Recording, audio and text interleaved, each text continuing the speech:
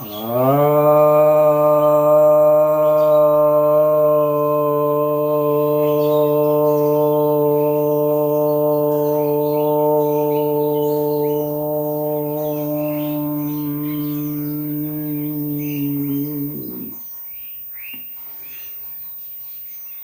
भक्तजनों को सप्रेम नमन।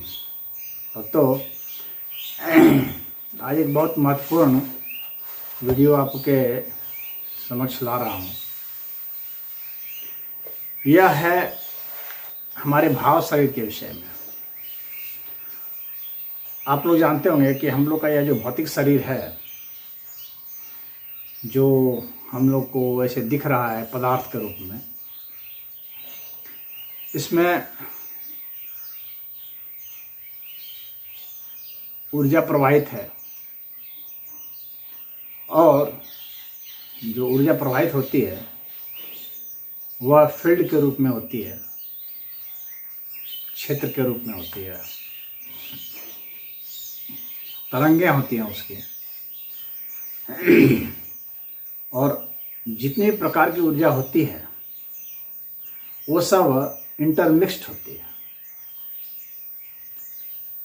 और एक साथ ही हम लोग में होती है। यानी जैसे ऊष्मा है तो ताप ऊर्जा भी हम लोग में होती है, विद्युत भी हम लोग में है साथ ही साथ। उसी तरह से चुंबकीय ऊर्जा भी साथ ही साथ है। उसी तरह से हम लोग में प्रकाश ऊर्जा भी है।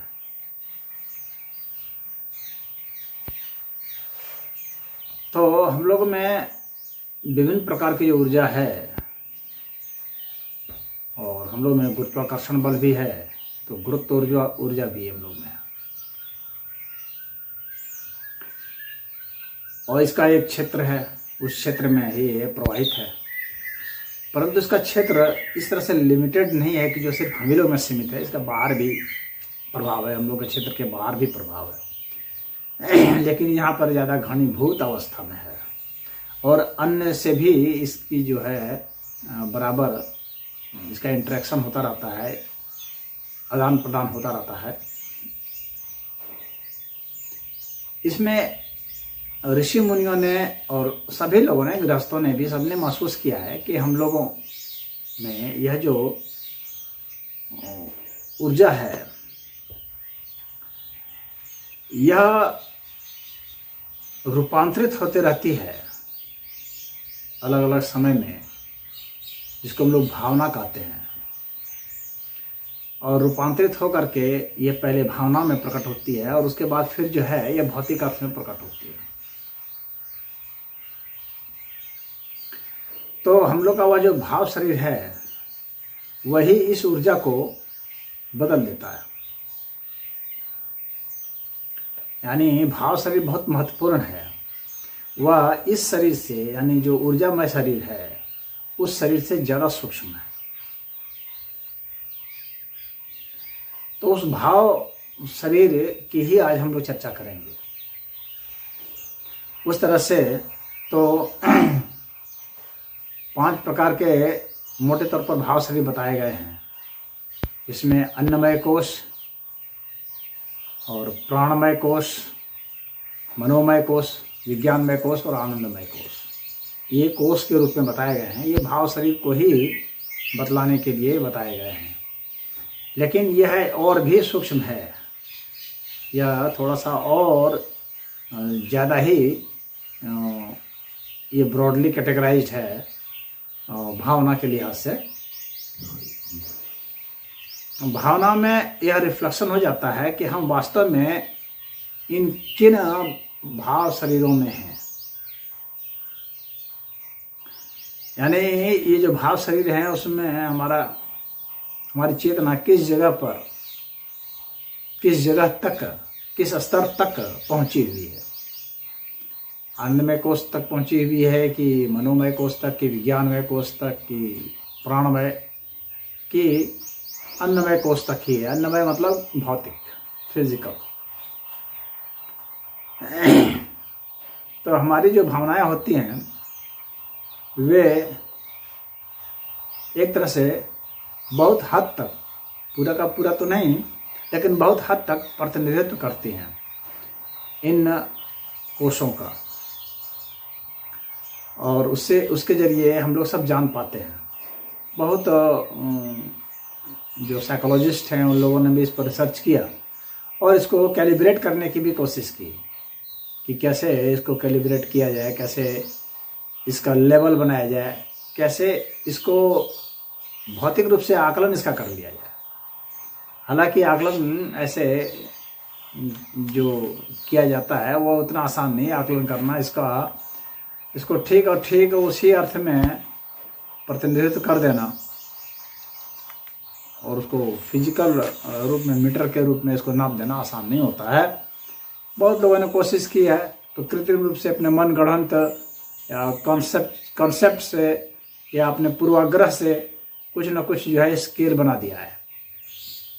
उसका कोई ठोस वैज्ञानिक आधार नहीं आता है। जैसे कि आपको डेविड आर हॉकिंस ने बनाया है, तो उन्होंने जो है इसका जो लेवल बनाया है तो 17 लेवल बना दिया है, और उसको मैंने एनर्जी फील्ड का लेवल कहते हैं। लेकिन यह भावना का जो स्तर है जो उन्होंने बनाया है उसमें बहुत सारी भावनाओं को छोड़ भी दिया है। और उन्होंने कैटेगरी बना दी है कि जैसे कि सेम है सबसे नीचे रखा है, यानी शर्म, लज्जा, फिर गिल्ट रखा है उसके ऊपर, ये सब नेगेटिव फीलिंग्स में रखे हैं। और फिर एपैथी रखा है, यानी एक तरह से किसी से मतलब चिढ़ जाना, द्वेष करना, उस टाइप से। और ग्रीफ रखा है, तकलीफ, दुख, अवसाद हो सकते हैं। फियर रखा है उसके ऊपर, डर, और उसका नंबर भी दिया हुआ है। मैं कुछ नोट किया हूँ, आप लोग को बताता हूँ, लेकिन मैं इसे ऐसे सहमत नहीं हूँ इस तरह से। लेकिन जो उन्होंने दिया है, सेम का 20, गिल्ट का 30, एपैथी 50, ग्रीफ का 75 और फियर का 100 और डिजायर का 125। ये जो इन्होंने यूनिट अपने से बना रखे हैं, डिजायर 125, उसके ऊपर एंगर 150, प्राइड 175, ये सब नेगेटिव फीलिंग्स को उन्होंने वो किया है। फिर पॉजिटिव फीलिंग में फिर करेज रखा है, उसका 200, न्यूट्रलिटी 250, विलिंगनेस 300, फिर एक्सेप्टेंस 350, फिर रीजनिंग 400, फिर लव 500, ये स्पिरिचुअल लेवल में यहाँ से है। फिर जॉय है 540, पीस 600, एनलाइटमेंट 700 to 1000। ये इन्होंने अपना मनमाना एक स्केल बना लिया है, एक कॉन्सेप्ट से ग्रेडिंग करके, और इसका कोई उन्होंने जो कोई साइंटिफिक बेस नहीं दे पाए हैं। लेकिन ज़रूर है कि उन्होंने एक ग्रेडिंग किया है साइकोलॉजी के आधार पर। तो इसी तरह से जो अध्यात्म में भी जो ऋषि मुनि हैं उन लोगों ने भी भावनाओं का, लेकिन उन लोगों ने उसको फील करके, महसूस करके उसको बनाया है। यहाँ पे भी इन्होंने डेविड हॉकिंस ने बहुत कुछ छोड़ दिया है, जैसे कि इन्होंने घृणा का छोड़ दिया है, और जो है इंडिफरेंस का छोड़ दिया है, इंडिपेंडेंस का छोड़ दिया है, जस्टिस का छोड़ दिया है, और बैक बाइटिंग का छोड़ दिया है। बैक बाइटिंग यानी चुगली करना। जस्टिस का मतलब न्याय, हैट्रेड, घृणा। तो इंडिपेंडेंस, स्वतंत्रता, इन सब का इन्होंने छोड़ दिया। जबकि अटैचमेंट है उसको छोड़ दिया, मोह जो है, जेलसी है, ईर्ष्या, उसको छोड़ दिया है। उसी तरह से द्वेष जो है, हालांकि ये पैथी कुछ द्वेष जैसा है, लेकिन फिर भी थोड़ा सा अलग हो जाता है। मैलिस, वो जो है मैलिस को ज़्यादा अच्छा माना जाएगा एपैथी से, द्वेष के अर्थ में। एपैथी में जो द्वेष है वो दूसरे ढंग का है, वो उसमें हेल्पलेसनेस है। जबकि आपको मैलिस में जो द्वेष है उसमें एक पॉजिटिविटी है, दूसरे को हार्म भी पहुंचाने की कोशिश उसमें होती है। खैर अब यहाँ पर ये जो भौतिक शरीर है, तो इस भौतिक शरीर से अगर हम और इसका सूक्ष्मता से जब हम विवेचन करेंगे तो पाएंगे कि इसमें और हमारा प्राण शरीर है, जिसमें कि ऊर्जा का प्रवाह जो भी महसूस होता है। और फिर जो है भाव शरीर है। तो ये जो भाव शरीर है वह काफ़ी महत्वपूर्ण बताया गया है। और योग में आपकी कितनी प्रगति हो रही है, कितनी प्रगति नहीं हो रही है, आप में कैसी भावना उपजती है, उससे आपको अपना अनुमान लगाना आसान हो जाएगा कि आप जो है अध्यात्म की ओर ज़्यादा हैं झुके हुए, कि आप मानसिक स्तर के व्यक्ति हैं, संसार में सांसारिकता वाले प्राणी हैं। और उसमें भी दो कैटेगरी बना लेते हैं आप। एक जो इंटेलेक्चुअल्स कहे जाते हैं, बुद्धिजीवी वह तबका, और एक जो है जो कि बुद्धि का बहुत सिर्फ डे टू डे लाइफ में सामान्य जो दिनचर्या है उसमें जो बुद्धि का सिर्फ प्रयोग कर रहे हैं, न कि बुद्धि के बल पर वे बहुत कमा रहे हैं। कोई इंटेलेक्चुअल परफॉर्मेंस दे करके वैसा कर रहे हैं, वैसा नहीं। तो इस तरह से ये 3 कैटेगरी आप मान लीजिए। तो अब इन चाहे आप किसी भी कैटेगरी में रहें, उसका जो परफॉर्मेंस होगा तो वो भावनाओं में आकर के ही होता है। परंतु भावनाओं में भी आने के बाद यहाँ पर एक सबसे महत्वपूर्ण जो है, जो भारत की खोज है, वो यह है कि भावनाओं में भी क्या आपका लगाव है या लगाव नहीं, अटैचमेंट है या नहीं है। यह एक बहुत महत्वपूर्ण बिंदु है। उसमें आसक्ति है या आसक्ति नहीं है, आसक्ति है या अनासक्ति है। तो हो सकता है कि भावना में वैसी ही मालूम पड़े बाहर से देखने पर, लेकिन आसक्ति हो सकता है कि उसमें नहीं हो।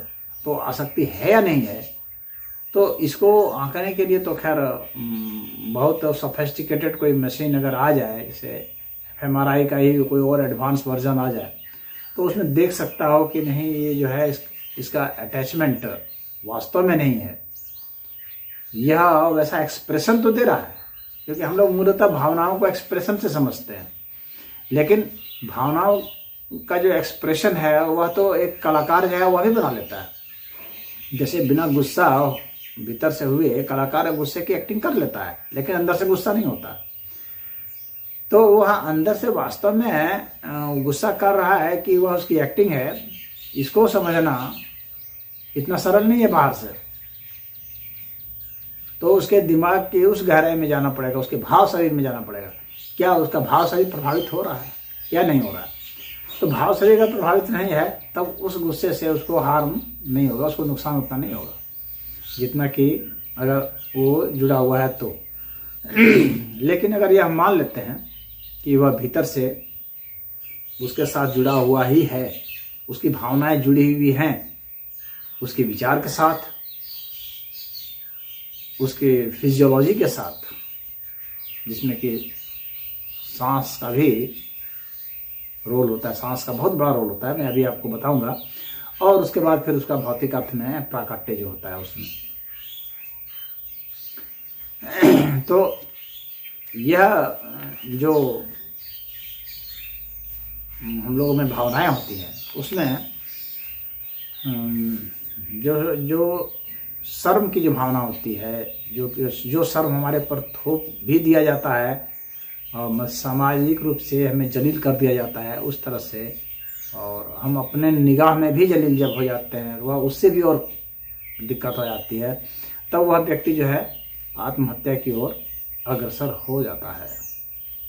वो स्वयं के प्रति उसमें जो है नफरत की भावना आ जाती है। ये एक बहुत खतरनाक स्थिति होती है, जिसमें व्यक्ति दूसरे से नहीं बल्कि खुद से भी बहुत ज़्यादा नफरत करने लग सकता है। और ऐसे ही लोग फांसी लगा लेते हैं या कुछ मतलब ऐसा कर लेते हैं, जैसे कि उनके शरीर का अंत हो जाए। जो अपनी शर्तों पर जीना चाहते हैं, इतने जिद्दी हो जाते हैं, तो उन्हें महसूस होता है कि मैं इस दुनिया में नकारा हूँ या मेरी ज़रूरत नहीं है दुनिया को, इस तरह से, और वे कर देते हैं। तो ऐसे लोगों के लिए क्या है, इन लोग का ऊर्जा का स्तर गिर जाता है काफ़ी नीचे। तो यहाँ पहला काम उनको है अपने ऊर्जा के स्तर को उठा लेना चाहिए। इसके लिए उनको कपालभाति है, भस्त्रिका प्राणायाम है, इसको करना चाहिए। ऐसा करने से वो उनका लेवल उठ जाएगा और वहाँ से वो निकल जाएंगे, यानी मृत्यु के करीब नहीं पहुँचेंगे, मृत्यु से ऊपर उठ जाएंगे वे और अपनी ज़िंदगी बचाने में समर्थ हो जाएंगे। उसके बाद तो आगे की प्रगति की स्थिति आती है फिर। तो उसके बाद जो है ऐसे गिल्ट की फीलिंग है, अपराध बोध, पाप बोध, इस तरह की फीलिंग है कि जिससे कि उसने कुछ गलती किया है, तो वो गलती को व्यक्ति सुधार सकता है। तो वैसी स्थिति में व्यक्ति को प्राणायाम करना चाहिए, जैसे नाड़ी शोधन है, भस्त्रिका है, कपालभाति भी है। तो यह जो है उसको बहुत फायदा पहुंचाएगा। अब इसके बाद जैसे अगर तकलीफ है, उसे दुख है, उदासी है,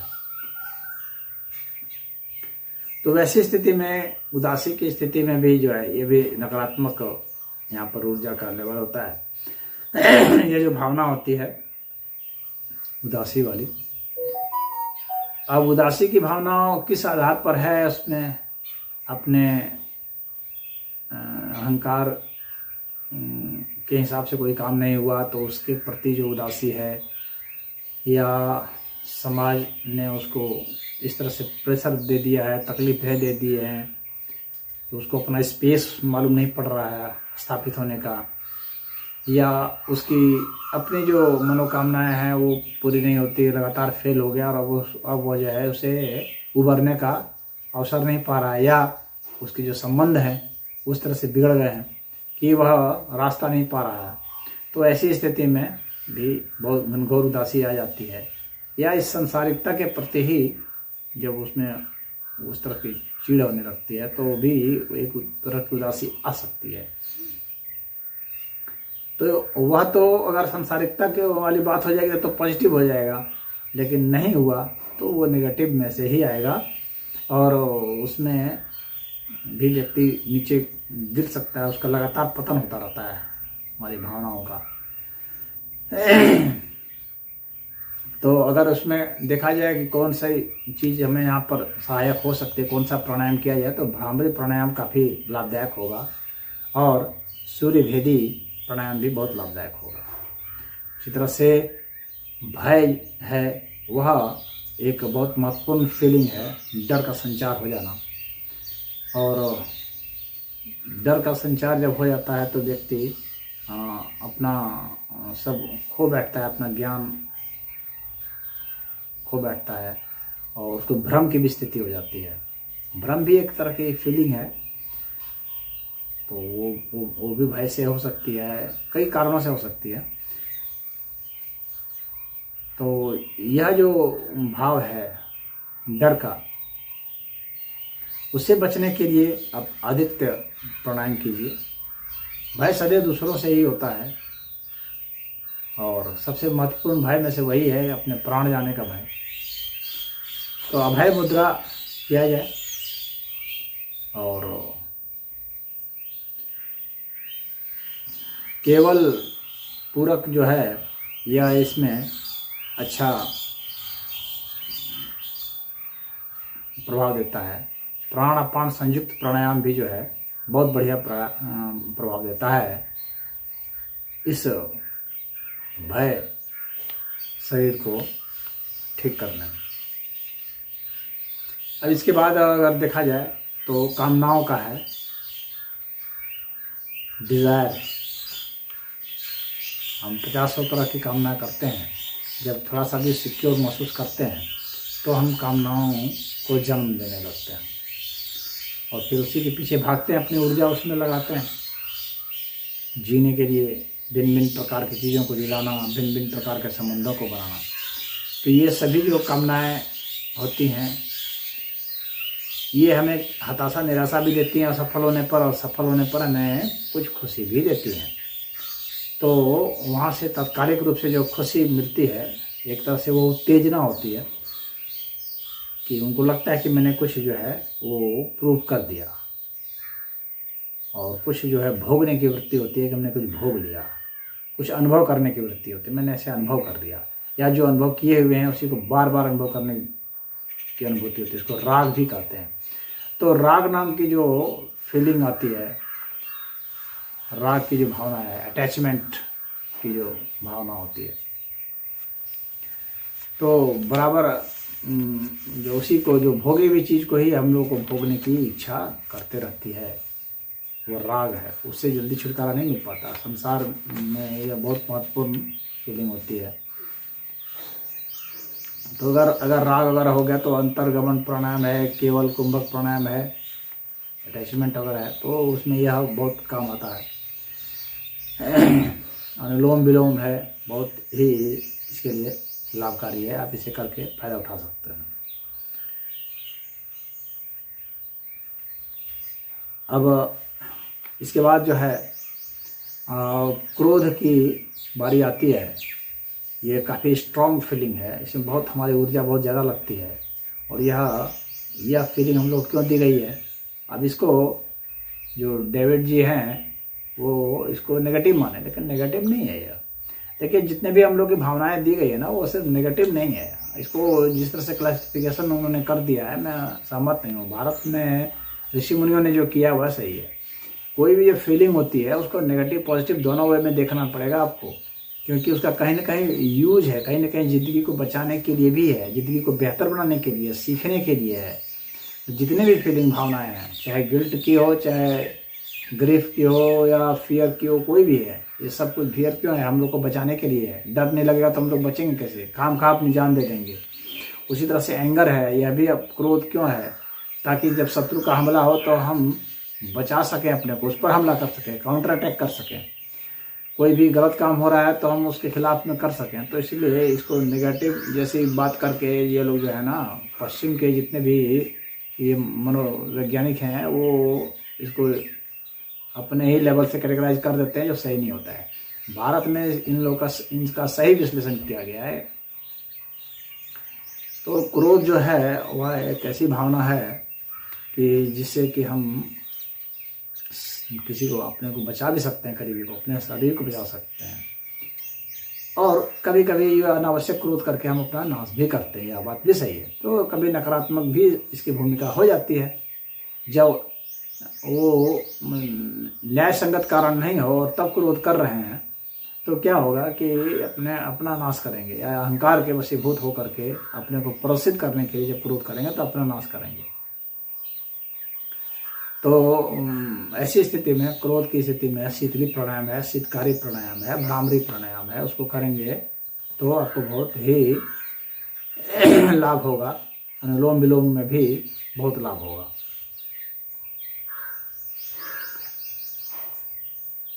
अब उसके बाद जो है देखते हैं घमंड का, प्राइड जिसको कहा जाता है। तो अगर घमंड का देखते हैं तो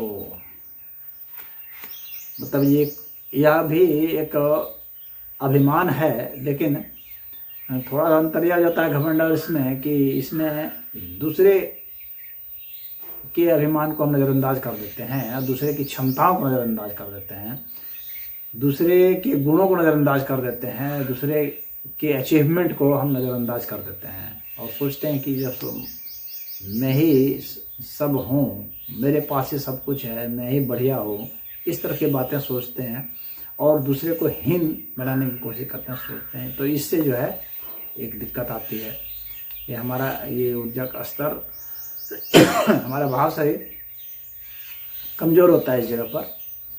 तो यह जो है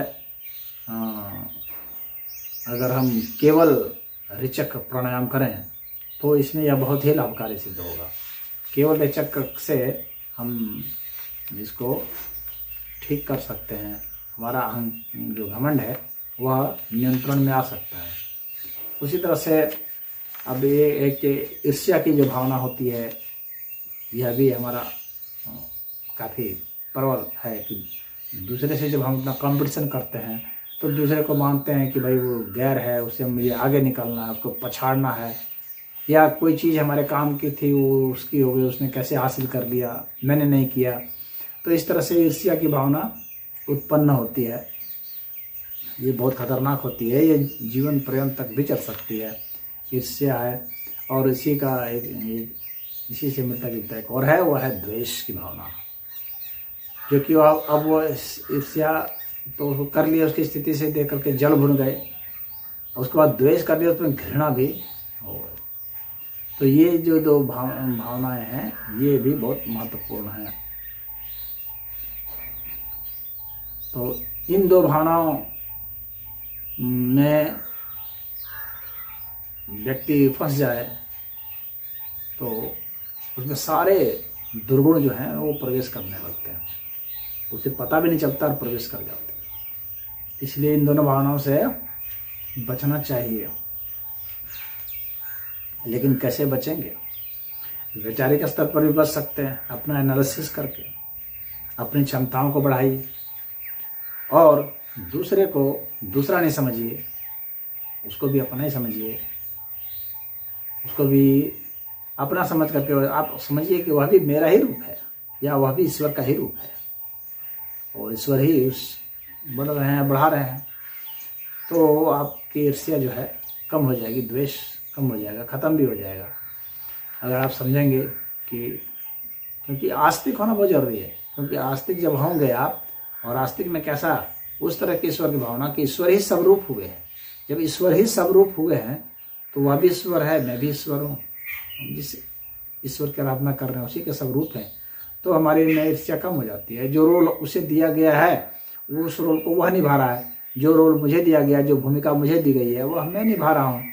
जितनी भूमिका मुझे ईश्वर और आगे देगा उतनी मैं निभाऊंगा, जितनी उसको देगा उतना वह निभाएगा। तो फिर इसमें ईर्ष्या द्वेष क्या है? कुछ एक्टिंग उसे भी कर लेनी है ज़िंदगी में, जितने वर्ष बचेगा कुछ एक्टिंग मुझे भी कर लेनी है, बात समाप्त है। और मनुष्य को तो इसलिए आप इसमें ध्यान कीजिए। कुछ प्राणायाम है, जैसे भ्रामरी प्राणायाम है और चतुर्थ प्राणायाम है, अंतर्गमन प्राणायाम है, ओंकार प्राणायाम है। वे इसमें बहुत ही लाभकारी हैं, इसको करना चाहिए।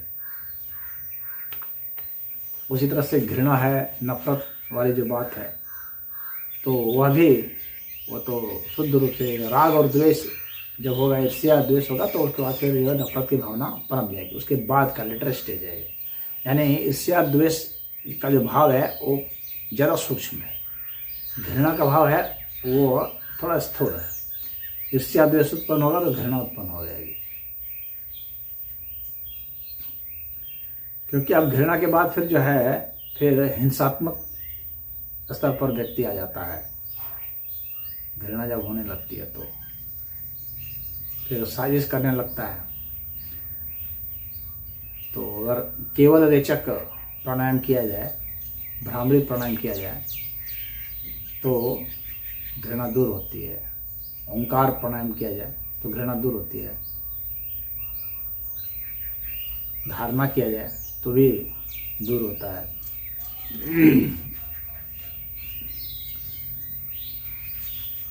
अब आगे के जो और भाव हैं तो उनको बतलाने के लिए मैं एक और वीडियो बनाऊंगा, क्योंकि यह वीडियो बड़ा हो रहा है तो ये दूसरा भाग होगा। तो इसमें मैं एक और बता देना चाहता हूँ, बैक बाइटिंग का, जो इसको पिशुनम कहा जाता है, जिसको चुगली कही जाती है। तो ये चुगलखोरी भी जो है ना, बहुत ये चुगली ईर्ष्या द्वेष के कारण ही होता है। तो ये जो चुगली करते हैं लोग पीठ पीछे, ये जो भाव है ना, चुगली करना, यह भाव भी बहुत कुछ इसको भी देखने समझने जैसा है कि आखिर हम किसी की ईर्ष्या के वशीभूत होकर के, द्वेष के वशीभूत होकर के हम ये सब करते हैं। किसी को नीचा दिखलाना चाहते हैं, नुकसान पहुंचाना चाहते हैं। तो छोटे छोटे नुकसान जो हैं, जो हम कर सकते हैं वो इसमें करते हैं, तो यह हमारे व्यक्तित्व को और धूमिल करता चला जाता है।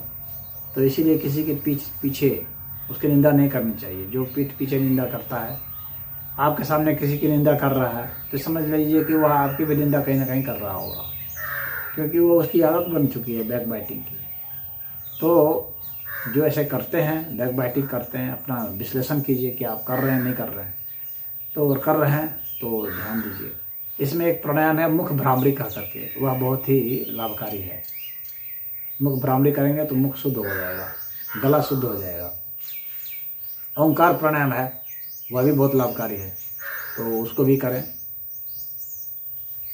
तो ये बैक बाइटिंग का जो सिस्टम है वह आपका बंद हो जाएगा। तो ये जो है नकारात्मक भावनाएं अधिकतर थी। हालांकि इसमें तो सकारात्मकता भी है कहीं न किसी अर्थ में, क्योंकि आदमी हर कुछ जो है अपने को बचाने के लिए, अपने को बढ़ाने के लिए आगे करता है, उसमें लाइफ फोर्स होता है। लेकिन अनावश्यक भी उसके प्रति राग द्वेष पाल करके फिर जो करता है, तो धीरे धीरे उसकी ऊर्जा का स्तर गिरता चला जाता है। धीरे धीरे उसका व्यक्तित्व जो है वह कमज़ोर हो जाता है, विनष्ट हो जाता है। अध्यात्म से धीरे धीरे वह संसारिकता की ओर ज़्यादा बढ़ने लगता है। तो चेतना का स्तर जो है उसका नीचे आ जाता है। तो यह जो है हमने आपको बताया कुछ का, और कुछ जो है और जो उसको अब अगले वीडियो में बताऊंगा, उसमें कैसे कैसे उबरना है वह भी बताऊंगा। हरि ओम।